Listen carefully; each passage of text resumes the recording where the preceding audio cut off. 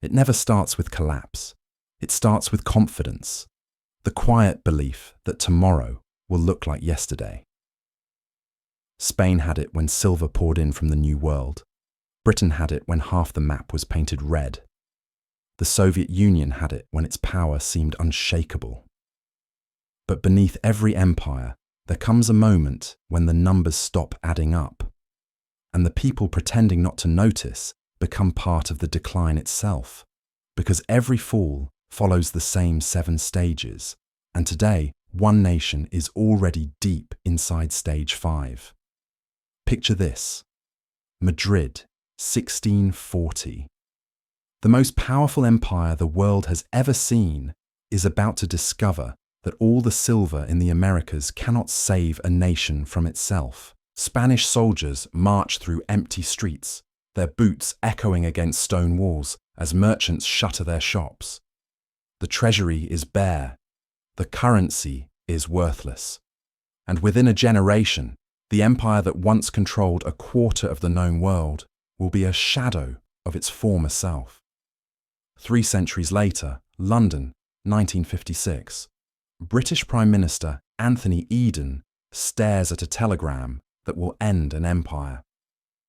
The Suez Canal crisis has just exposed Britain's fatal weakness to the entire world. The nation that ruled the seas for 200 years can no longer act without permission from Washington. The pound sterling, once the world's reserve currency, is about to lose its throne forever. Fast forward to Moscow. December 25, 1991. Mikhail Gorbachev signs the final decree dissolving the Soviet Union. A nuclear superpower with the largest military on Earth dissolved, not from invasion or natural disaster, but from internal economic pressures so severe that the system could no longer sustain itself. This is empire economics, where money and power collide. And what you're about to discover is that these 3 collapses were not random events. They followed an identical pattern, a 7-stage cycle so predictable that historians can now map exactly where every empire falls on this timeline. And according to that historical framework, many analysts believe the United States shows several indicators of stage 5. The pattern was first identified by Sir John Glubb, a British general and historian who spent decades studying the rise and fall of empires. From the Assyrians in 859 BC to the British Empire in 1950, Glubb discovered that every great power follows the same arc. 7 distinct stages, each one leading inevitably to the next. The average lifespan: 250 years. And the mathematics are chilling. Portugal collapsed in 1 year, the Soviet Union in 2, France in 8, Britain in 17. And if Glubb's historical averages are applied strictly, it would suggest a theoretical timeline starting around 2003, though real-world outcomes vary widely. But here's what makes this pattern so dangerous. It's invisible to those living through it. Every stage feels normal to the people experiencing it. Every decline feels like temporary setbacks. Every warning sign gets rationalized away. That's because empires don't collapse from outside invasion or natural disasters. They collapse from internal contradictions that build over generations. Stage 1 is military overextension. Every empire begins as a military power, but success becomes the seed of destruction. Victory breeds more wars. More wars require bigger armies. Bigger armies demand larger budgets, and eventually, military spending consumes so much of the economy that it begins eating the productive capacity that made the empire strong in the first place. Spain learned this the hard way. By the 1600s, Spanish armies were fighting on multiple fronts across Europe while maintaining control over vast territories in the Americas. The cost was staggering. Military expenditure devoured nearly 60% of royal revenues. But the Spanish believed their empire was different. They had discovered unlimited silver in the New World. What could possibly go wrong? Stage 2 is currency debasement. When military costs exceed tax revenues, governments face a choice: raise taxes and risk rebellion, or quietly reduce the value of money itself. Every empire chooses the second option. Spain mixed copper with silver coins. Rome diluted the denarius until it contained barely 5% precious metal, and modern nations simply print more paper. The Spanish monarchy thought they had found the perfect solution. Why raise taxes when you could simply import more silver from America? But flooding the economy with precious metals had an unexpected consequence. Prices began rising faster than wages. A bushel of wheat that cost 1 piece of silver suddenly required 5. Spanish workers found their salaries buying less and less. The empire was experiencing its first taste of inflation, but inflation wasn't the only problem. The constant flow of American silver was destroying Spain's productive economy.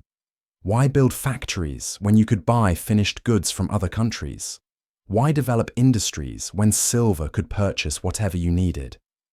Spanish merchants became middlemen, importing manufactured products and exporting raw materials. The empire that had once produced Europe's finest steel and textiles became dependent on foreign production. Stage 3 is the debt spiral. Military spending and currency debasement create a vicious cycle. Devalued money requires more spending to achieve the same results. More spending requires more borrowing. And more borrowing requires higher taxes to service the debt. But higher taxes reduce economic growth, which reduces tax revenues, which requires even more borrowing. By 1650, Spain owed more money than its entire economy could produce. Interest payments alone consumed 40% of government revenues. But Spanish officials convinced themselves this was temporary. The economy would recover. New silver discoveries would solve everything. Tax reforms would balance the budget. The debt spiral was just a rough patch before inevitable prosperity. Britain followed the same path 3 centuries later. 2 world wars left the empire drowning in debt. By 1945, Britain owed more than twice its annual economic output. The pound sterling, once backed by gold, became backed only by promises. And those promises were becoming harder to keep as economic growth slowed and military commitments expanded. The Soviet Union's debt spiral was hidden behind socialist accounting, but the mathematics were identical. Military spending consumed nearly 20% of economic output, while consumer goods remained scarce. The state borrowed from its own future, promising workers prosperity that could never be delivered. When oil prices collapsed in the 1980s, the entire facade crumbled overnight. Stage 4 is loss of productive capacity. This is where empires discover that military power and financial engineering cannot replace actual production. Spain could import silver, but it couldn't import the knowledge and skills that create wealth. Britain could print pounds, but it couldn't print the factories that had made it rich. The Soviet Union could build missiles, but it couldn't build an economy that produced goods people actually wanted. Each empire reached the same realization. Money is not wealth. Currency is not production. And military force cannot substitute for economic competitiveness. But by the time this became clear, it was already too late. The productive foundation had eroded beyond repair. The Spanish example is particularly instructive. By the mid-1600s, Spain had become what economists today would recognize as a resource-dependent economy with a massive trade deficit. Silver from the Americas financed consumption of foreign manufactured goods, while domestic industries withered. When the silver supplies diminished and global competition increased, Spain discovered it had no competitive industries left to sustain its empire. Britain faced a similar awakening after 1945.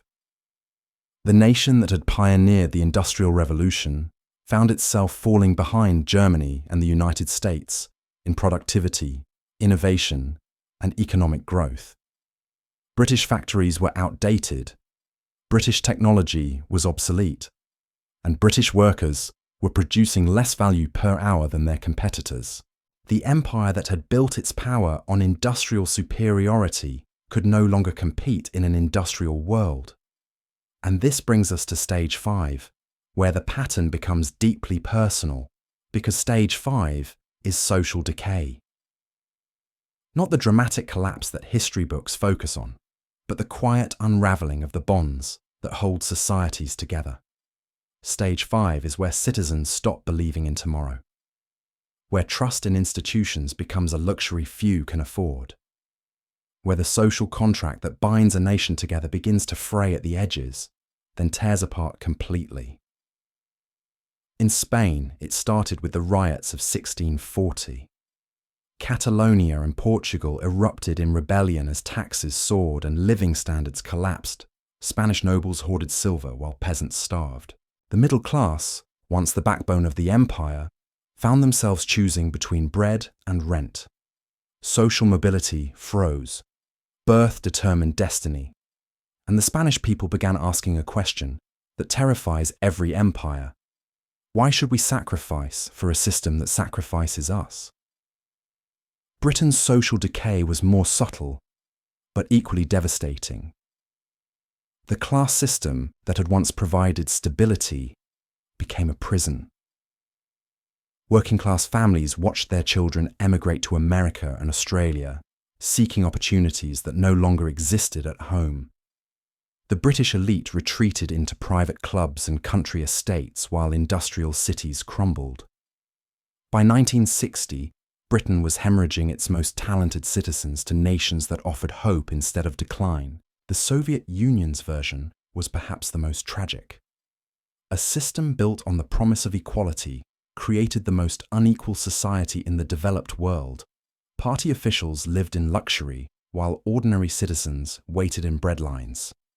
The communist ideal became a cruel joke as black markets flourished and corruption consumed every institution. Soviet citizens stopped believing in their government, their economy, and eventually their country.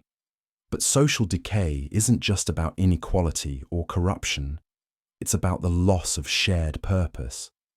Empires in Stage 5 become collections of competing groups rather than unified nations. Regional tensions emerge, generational divides widen, and the common identity that once held everything together dissolves into bitter fragmentation. This brings us to Stage 6, the moment when global confidence finally breaks.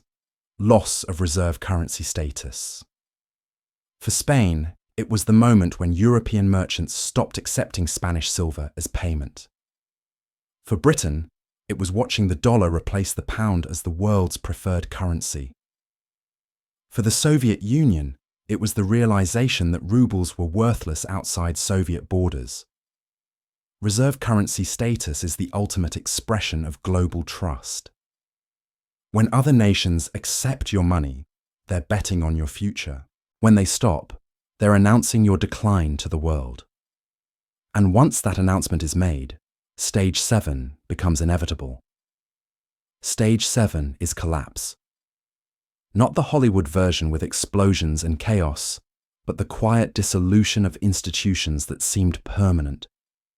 Spain's empire didn't end with a battle. It ended with bureaucrats in Madrid realizing they could no longer pay their armies or govern their territories. Britain's empire didn't fall to invasion. It ended with prime ministers in London acknowledging they could no longer afford to be a global power. The Soviet collapse was perhaps the most dramatic because it happened so quickly. One day, the USSR controlled nuclear weapons and satellite states across Eastern Europe. 2 years later, it was 15 separate countries arguing over who would pay the debts. So where does this leave America today? The evidence suggests the United States has already moved through the first 4 stages. Military spending now exceeds the next 10 countries combined. The dollar has lost 96% of its purchasing power since 1913. National debt grows by $6 billion every single day, and manufacturing, once the backbone of American prosperity, has moved overseas. Stage 5 indicators are everywhere. Trust in institutions has plummeted to historic lows. Social mobility has stagnated. Regional tensions are rising. The middle class is shrinking as wealth concentrates at the top. Americans increasingly see themselves not as one people with shared interests, but as competing tribes with irreconcilable differences. But here's what history teaches us. Understanding these patterns isn't about predicting doom. It's about recognizing choice. Every empire that reached stage 5 had options. Some, like Spain, ignored the warnings and continued down the path of decline. Others, like Britain, managed controlled transitions that preserved much of their prosperity and influence. The 7-stage pattern isn't destiny, it's diagnosis, and diagnosis is the first step toward treatment. Spain could have diversified its economy instead of depending on silver. Britain could have invested in innovation instead of military prestige.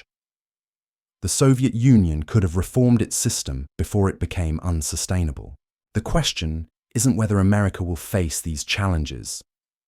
The question is how America will respond to them. History doesn't repeat, but it offers lessons to those willing to listen. And those lessons suggest that awareness, not ignorance, is the path to survival. This content is for educational purposes only and does not constitute financial, legal, or investment advice. If you enjoy learning how history and money intertwine, subscribe to Empire Economics for more untold stories.